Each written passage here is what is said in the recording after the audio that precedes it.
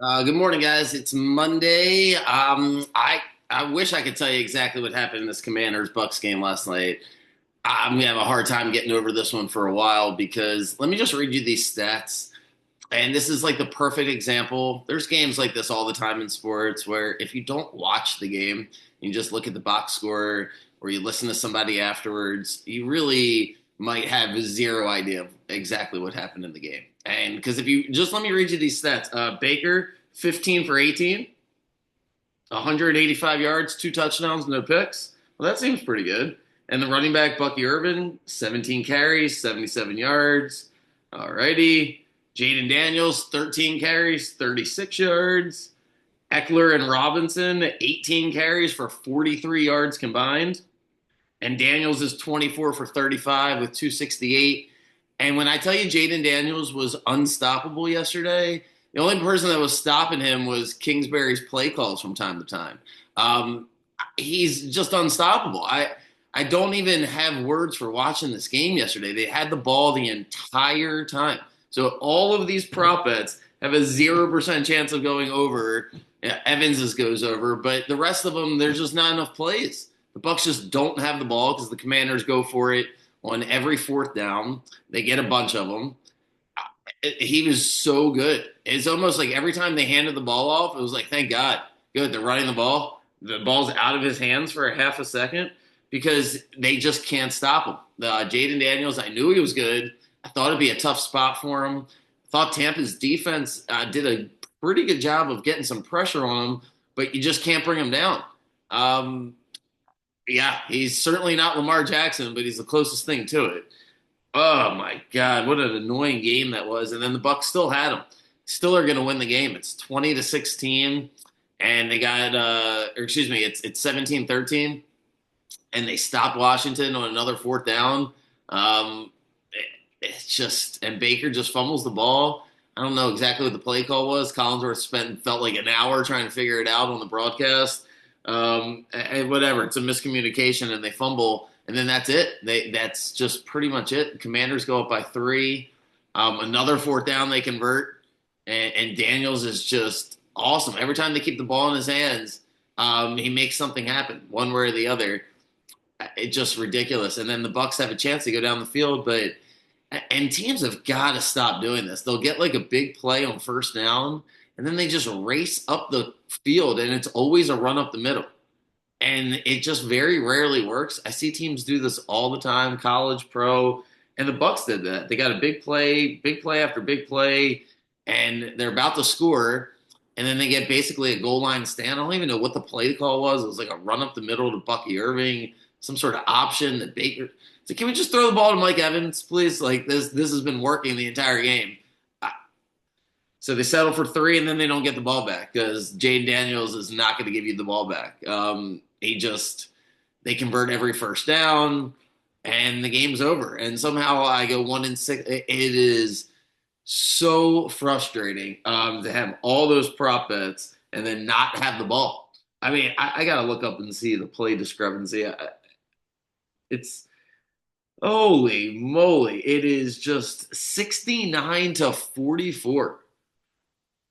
69 of 25 more plays for the Commanders, and the Bucks were pretty good, but they had to be great and they had to be perfect, and they weren't, so they lose. What does this mean for next week? Washington at Detroit? I have absolutely no idea because both coaches will go for every fourth down. I don't know how Washington's going to stop the Lions. It seemed like Bucks were open all day long. Baker's just dealing. Mike Evans is always open. The Lions have even better receivers than Tampa. But I don't know how Lions are going to stop Jaden Daniels. And Washington now is playing with this attitude that we can't lose. Like they've won all these close games all year long.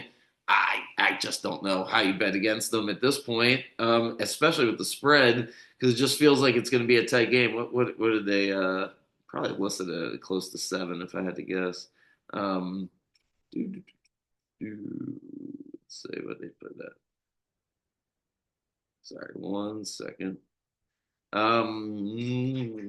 Yeah, that game's gonna be Saturday night. 8.5. Wow. 55 and a half is the total. 8.5. Yeah, I like Washington there. That seems like way too many points. The Lions, they played tight in the playoffs last year. They beat Tampa. It's like the similar spot. Washington's in a really good mood. The way Tampa was, game's gonna be close, could go either way. I kind of like the Commanders there. They get in the dome, friendly environment. Yeah. So, all right, that was that game. This Packers Eagles game is, I mean, I can't say I got the game wrong, except the Packers can't score, but the Eagles couldn't score. I thought the Packers were going to play good defense. It would really help if we didn't fumble the opening kickoff and then miss a 38-yard field goal in the first half. Those two things would help. The main takeaway is that Philly is going to play the winner of this Vikings Rams team, and I don't see them winning that game next week. I like the Vikings or the Rams winning that game. This Eagles team is just not that great. They play pretty good defense, obviously, but the Packers just kept losing players. They lost their best offensive lineman. They lost their two receivers. Dobbs, there goes that prop bet. It's like nothing would go my way after that Broncos first half. It's just like absolutely nothing would go my way. That Packers game, the guy freaking recovers his own fumble. They review it for 5 minutes and then come to the conclusion that he doesn't have the ball. And the Eagles are just good enough to win. I feels like the Eagles are like a poor man's Washington team at the moment. I know Barkley's fantastic, but Hurts just and watching him and then watching Daniels was like two different players. I don't love this Eagles team at all. I think they're going to get a team that has a lot of momentum next week. If the Rams win, that Rams defense has been playing really good. They're going to be, they got embarrassed by Philly earlier this year at home. Hard to be a team twice. And it just feels like the Rams are going to be able, to beat them. I like that matchup for the Rams. I liked it for the Vikings if they're playing the Eagles. The Vikings, if they beat the Rams tonight, they would go to Philly. Feels like that the Vikings defense would do a good job against Philly's defense. I don't know about Sam Darnold because I'm skeptical that they win the night because I do like the Rams. But if he wins the night, maybe he'll feel good, have the momentum going. I thought the Eagles corners, leave a little bit to be desired. A couple jump balls that the Packers receivers made, and then Josh Jacobs kind of got going. So it was just a matter of the Packers couldn't convert the field goal, and then the red zone defense for the Eagles was great. But I didn't come away from the game thinking the Eagles are really any good.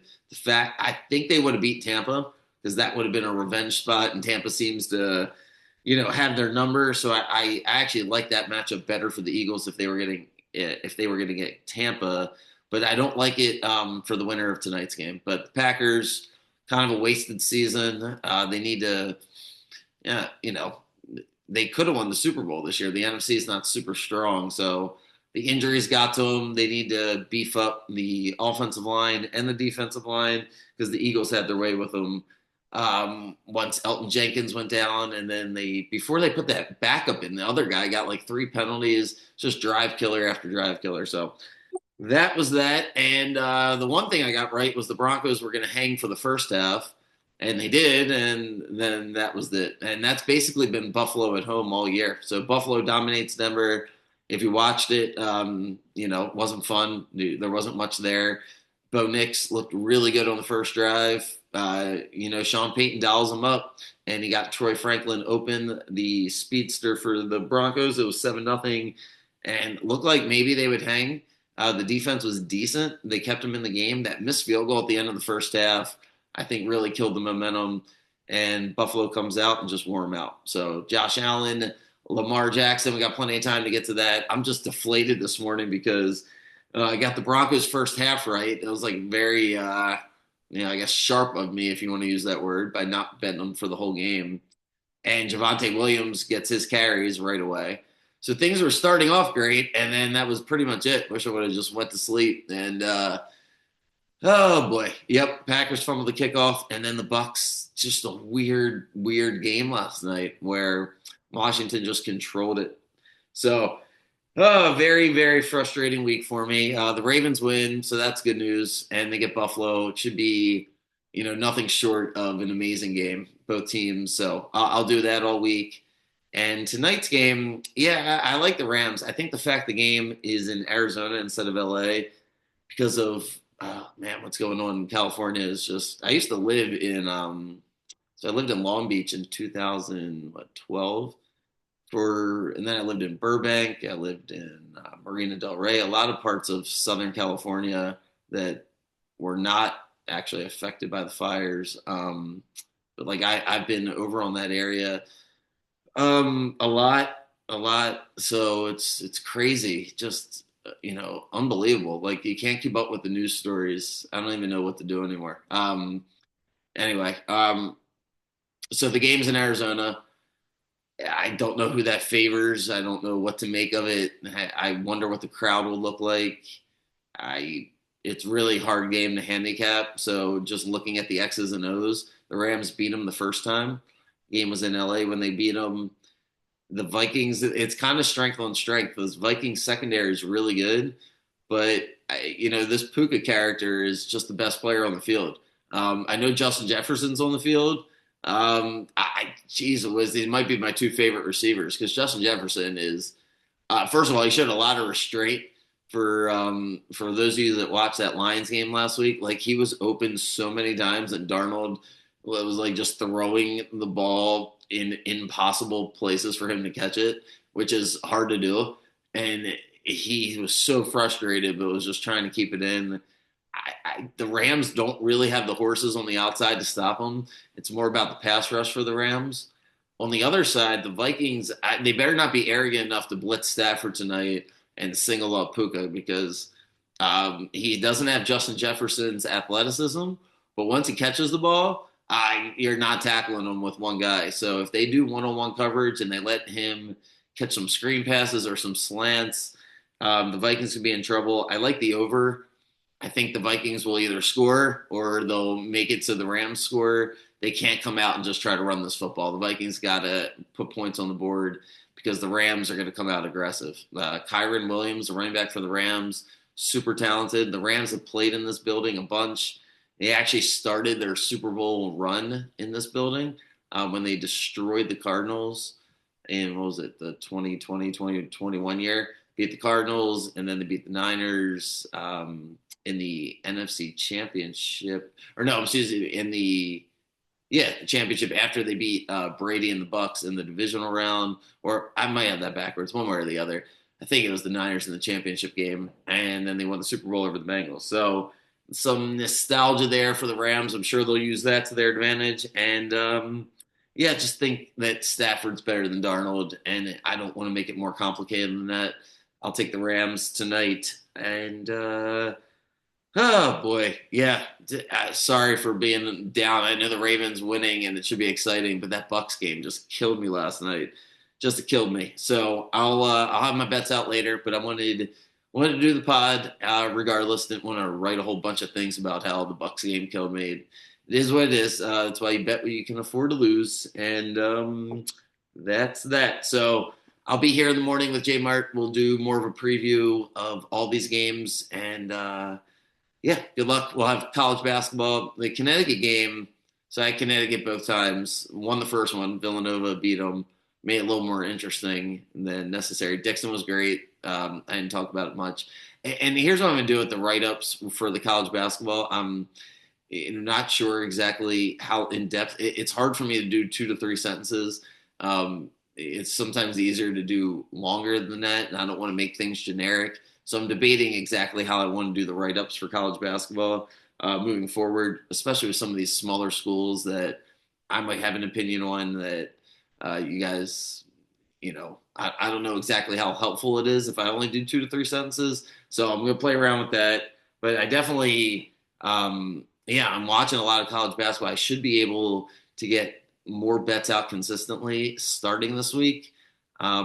Just want to make sure that I, feel really good about the games because I have an opinion on, it's just like the NFL. I have an opinion on all the games, but as far as actually betting on them. So I say that to say that the Connecticut-Georgetown game fell short on Saturday. I'm targeting Connecticut a lot. I've watched a lot of their games. Just felt like their defense clamped down Georgetown. And once Georgetown was out of the game, we didn't get the fouls at the end. So just is what it is. Not a great weekend, but I'll look forward to getting it back this week. I hope you guys have a great day. And yeah, if you need me for anything, send me a message, and I'll see you guys in the morning.